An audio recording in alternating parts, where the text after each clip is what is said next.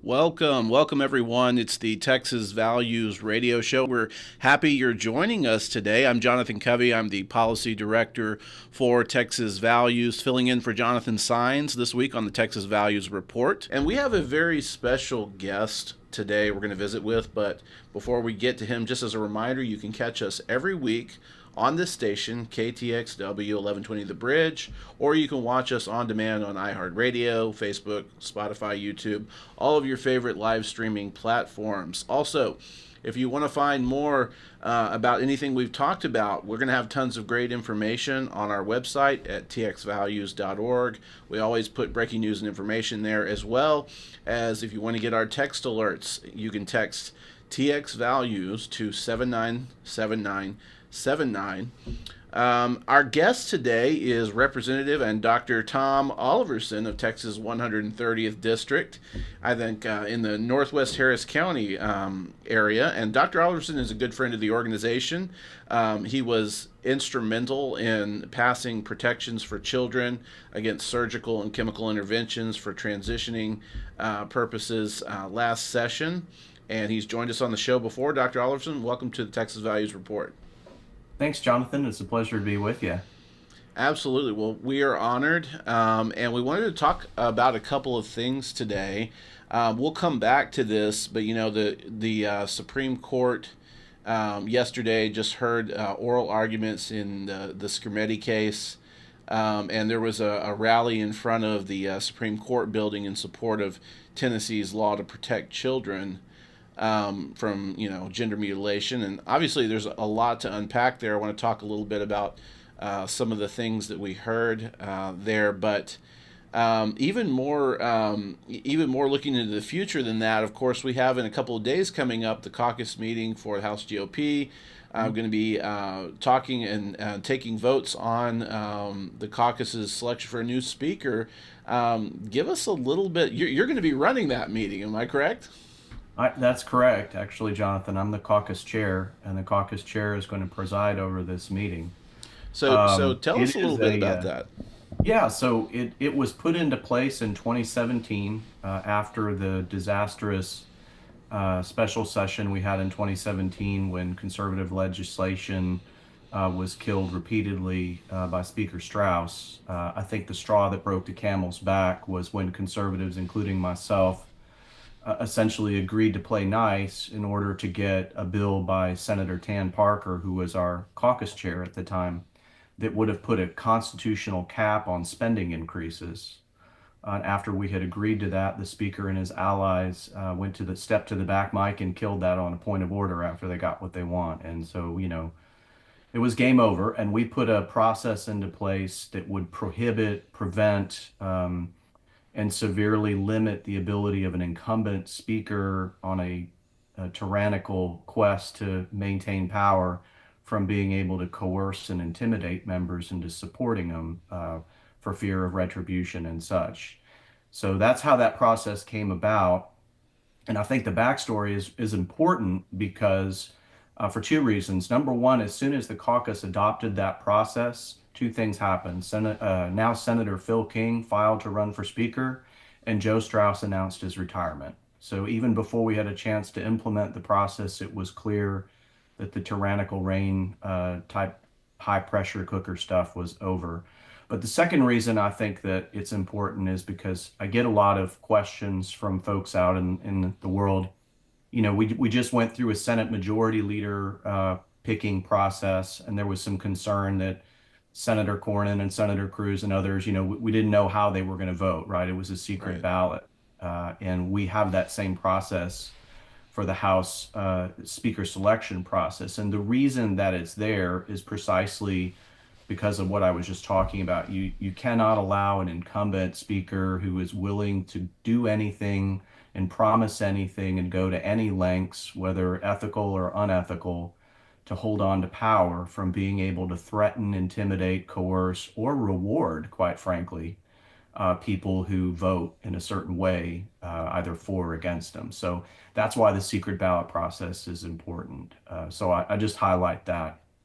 The process is pretty straightforward. We go through nominations.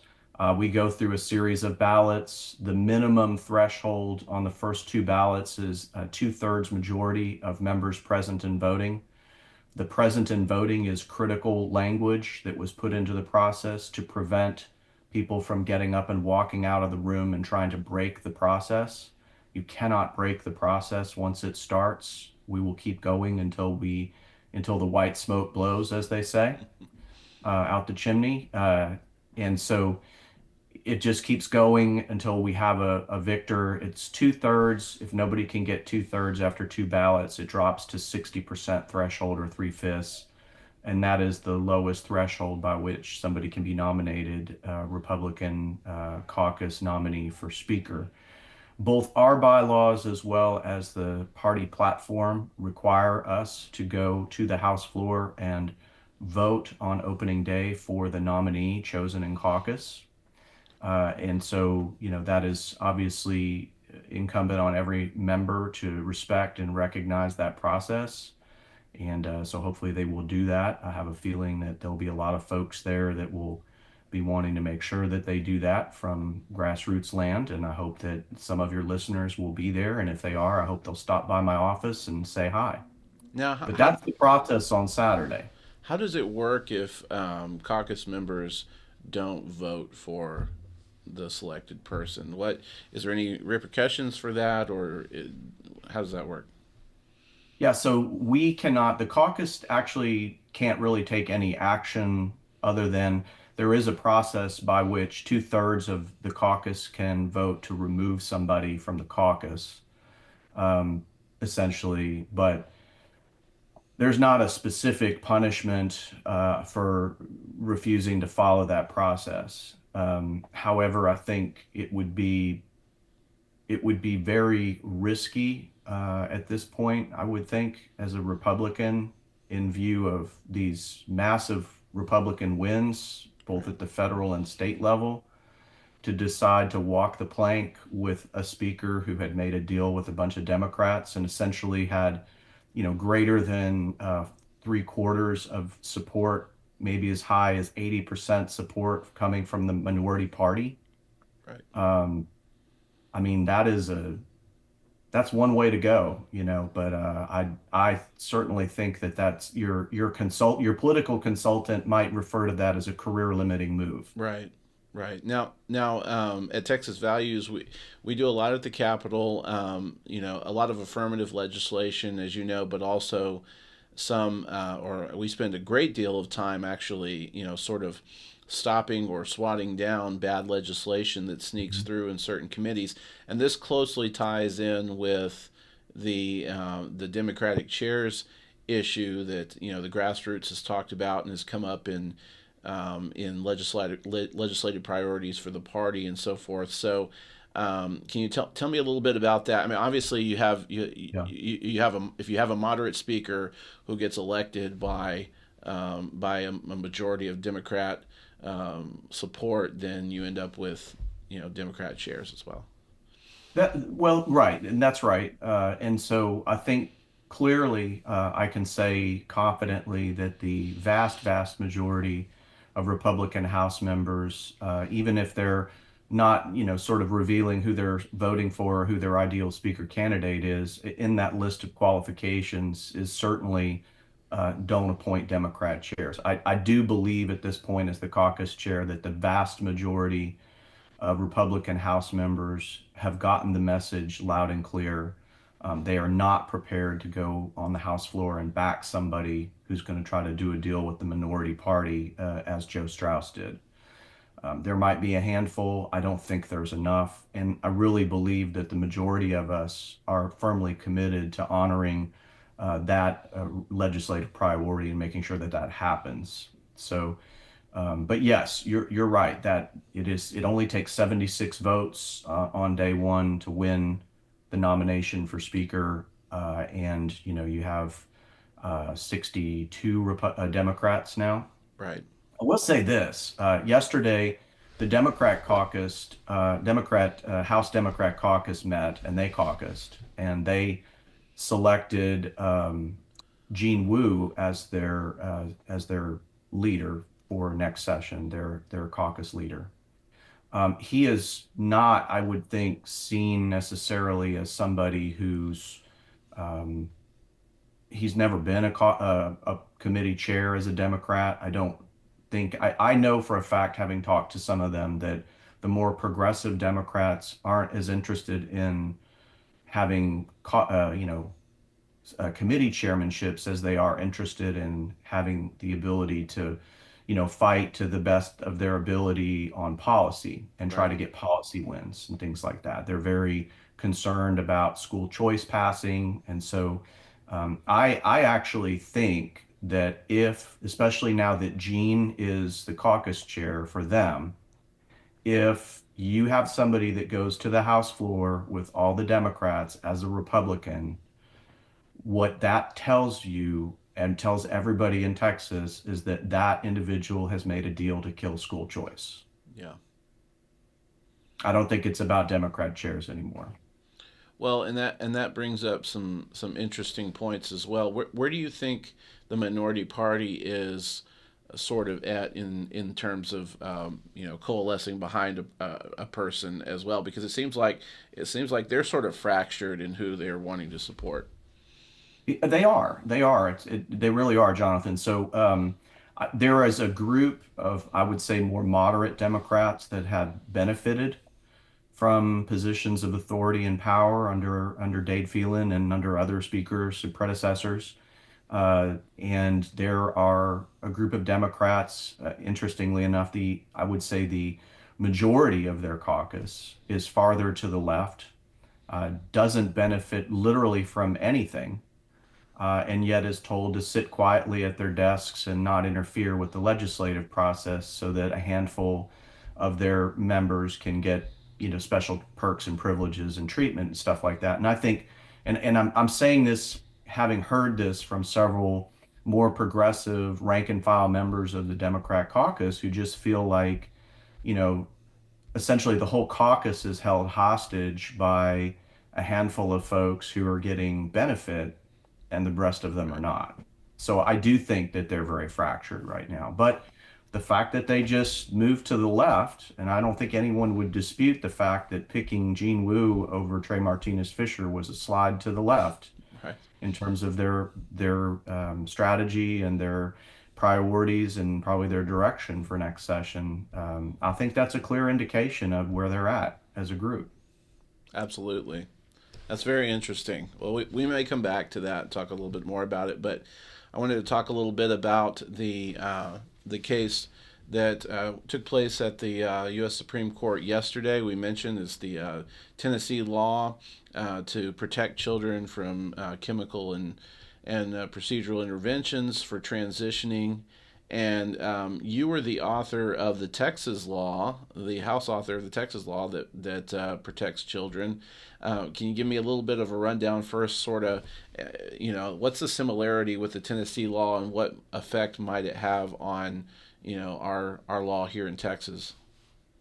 So my understanding is that they're fairly similar. Full disclosure, I have not read the Tennessee law well enough to be able to say, what the key differences are or whatever. But I think that this was obviously, there were many of these laws that passed in conservative states across the country within the last 2 years, and I think the ACLU specifically chose to challenge this one.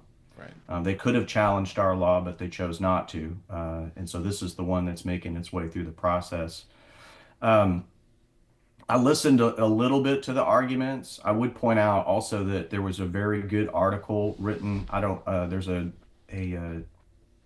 an online publication I follow called the Daily Signal, and there was a post yesterday, an article by Tyler O'Neill, which I think very nicely summarizes the key arguments that were made against this law as they were trying to get the Supreme Court to rule it unconstitutional. And quite frankly, it was a lot of the same stuff that we dealt with here. They're arguing, puberty blockers don't actually do any harm. They're totally reversible. It's like pressing pause on puberty and you can just pick it up right where you left off and all that kind of stuff. The science just doesn't support that, Jonathan. And we Right. talked about that at length during the debate on SB 14. We talked about the fact that cross-sex hormones and puberty blockers don't lower the risk of suicidality or suicide risk. And that came up as an argument. So they're making the same false arguments, false equivalencies. They're trying to make comparisons between a child that has precocious puberty, which is an abnormal condition of abnormal physiological and endocrinological development. That's a big word. It is. Uh, and tried to compare that to a mental illness, Right. and that's saying that essentially there's equivalency there. Well, I I thought, thought the most bizarre argument of all was Justice Brown arguing that that essentially there's a similarity between um, the law that was struck down that basically prohibited interracial marriage and the ability to mutilate your genitals as a child. right. I I think that was by far the most bizarre Yeah, mental and complete judicial ridiculous gymnastics argument. I've ever seen. But I would say the other thing is since we passed our law, and I don't know if it came up yesterday, I missed it, but I think it's interesting, on this whole issue of mental health and treating mental health with these drugs and chemicals and surgeries. That was the thing I argued is that you don't Right. treat mental health conditions with these drugs because you're not actually treating the underlying condition. Right. And lo and behold, the New York Times reported earlier this year, not exactly a bastion of conservatism, that this major longitudinal research study that was being done out of California, the researcher chose not to publish the results because it didn't lead to the conclusions that she thought would be beneficial to the trans community, i.e., that puberty blockers and cross-sex hormones improved the mental health of people that were struggling with gender dysphoria, Right. children.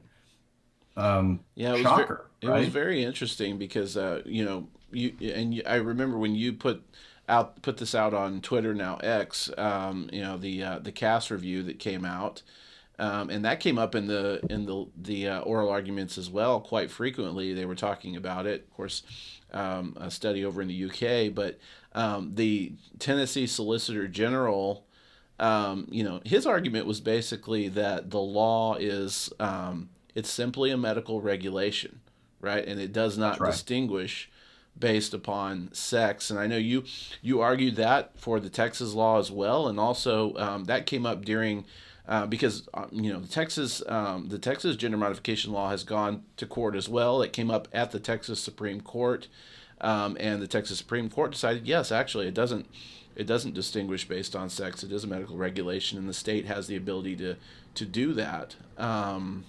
So it was very interesting to sort of hear those arguments you brought. I want to talk just for a second about one that I thought was interesting too, because you heard the lawyer for the ACLU. This is the first openly gay attorney to argue before the Supreme Court, Chase Strangio, and she argued that basically admitting that even though they're talking about suicide, it's very rare that there's ever a complete suicide. They speak of it in terms of suicidality or suicidal ideation. So just even admitting there that this is that they're twisting the arguments, and that it's never goes to that point. It's actually, as you've said before, it's actually a mental health issue. And Jonathan, that what you just said is the thing that just enrages and angers every parent who was duped into this by some doctor, because literally, if you remember, that is the line, right? Right. So the teacher, the counselor, the school district, the psychologist, whomever, the advocacy group has been secretly, socially transitioning this child without the parents' knowledge for sometimes months, maybe even a year or so, before the parents are brought in and sort of hit with this, this is who your child is, didn't you know, kind of thing. Right. And the argument that I heard over and over and over again from parents who have every right to be extremely angry at the medical community was that some doctor or some therapist looked them in the eye and said, you can either have a live daughter or a dead son, because Right. that's what the literature shows. And the literature never showed that. That was an unbelievable, unmitigated, flat out lie. It was Right. medical malpractice. And that's why we wanted to make sure in Texas that people who uttered that kind of foolishness never practice medicine ever, ever again in our state. And thank goodness, the Attorney General, Ken Paxton, has made good use of the power that we gave him in that law, and God bless him for doing that. I'm really Exactly. grateful that he has referred multiple doctors to the medical board for investigation. Right. And my understanding is that process is playing out as we speak. Right. We've seen that multiple doctors have been referred by the Attorney General's office for continuing to practice even though this law is in effect. And I expect we'll probably see disciplinary measures taken by the Texas Medical Board at some point in the future as well. But yes, it's something that is highly important to our cultural issues, and one of the reasons why we had team members up in D.C. Yesterday. Jonathan Sines was up there with some of our other team members Mhm. to talk about this issue and to answer questions, talk to the media, and so forth. So it's very important. We're talking with Dr. Tom Oliverson. We have a number of crucial fights, guys, coming up to win, and your donations help us stay in that fight. So if you find value in the work that we do, go to txvalues.org and drop a donation today. It helps keep us, keep quality folks working for us, to represent your values at the legislature, to be able to support great representatives and chairmen like Dr. Chair Oliverson here, and to keep, for example, bad books out of public school libraries, even to push back on the Biden administration, all of those things. If you have a chance, drop a donation at txvalues.org. Dr. Oliverson, I appreciate your time. I know that you've sacrificed to be here and you have a lot of things going on, so really appreciate you talking with us. Anything else that you want to add as we come into this Merry Christmas season and as you come up to a crucial vote here? Yeah, I think well, two things. I was going to sort of close the loop on the gender mutilation issue by just reminding folks that there are some ideas that are out there, some bills that have been filed. Our bill got rid of a lot of I think the irreversible, onerous, horribly disfiguring and damaging Right. bad medicine that was being practiced. But there are still some things that are left undone. There was a very important bill that the Democrats were able to kill last session by my colleague, Chairman Jeff Leach, that would have required an insurance company that paid for transition benefits to also cover detransition. One of the things I learned last session in talking with a number of detransitioners, some of whom were at the Capitol yesterday at the Supreme Court, is that a lot of times if they make a decision that they made a mistake and they want to go back to where they started, uh, doctors, hospitals, therapists, and even insurance companies essentially drop them like a hot potato, and they're forced to shoulder that burden alone with no support of any kind. We really cannot allow that. That's the only area of medicine that I'm aware of where complications or side effects, essentially, there's no coverage for that. And of course, the reason is all political. But the point being that if you're going to help somebody get to the other side of a bridge, you ought to be willing to take them back over if they decide they want to go back over, right? I mean, Right. there are lifelong consequences to this. And No then question. in addition to that, there's an important piece of legislation filed by my good friend, Representative Shelby Slauson, who's one of our caucus officers, that would actually create some medical liability for these medical providers that continue to provide these treatments to Right. adolescents and essentially extend that limitation, statute of limitations, to reflect the fact that a lot of times harm is being done to children, Right. and they may not have a chance to really appreciate that until they're in their 20s. That's And right. then they realize their whole life has been destroyed by something they were pushed into as an adolescent by people who, purported were, looking out for them. So these are good measures. I believe that they should pass, and I hope that we'll be working to get those done as far as the caucus is concerned. Absolutely. Pray for us on Saturday. I mean, it is from the chair's perspective. I want all your listeners to understand that there is not going to be any breaking my will on this. Once this process starts, this process was designed to go continuously until it yielded a result. Right. It is a papal conclave, and I used the white smoke analogy earlier very purposefully because that was the model that we were looking at. We think it's incredibly important that no matter who gets nominated, that Republican House members come together behind one of their own and Right. put that person forward as our speaker candidate, and that we unite behind that individual, and that we vote as a majority party should, which is a unified majority party on January 14th. And at a bare minimum, that speaker candidate should have 88 votes cast for them. Right. Well, we will be in prayer for you, sir, as you do this. And, as always, appreciate your dedication to the issues of faith, family, and freedom that we work towards and serve. Hope you have a Merry Christmas, sir, and Merry a great Christmas. holiday season. Thank you for joining us. I'm going to go ahead and let you drop off as we wrap up the show. But thank you, sir. Always a pleasure to talk to you. Thank you, Jonathan. Thanks to your listeners. Have a great one, sir. And we are coming to the end of our show, but I wanted to remind you guys of a couple of things as Representative Dr. Tom Oliverson drops off.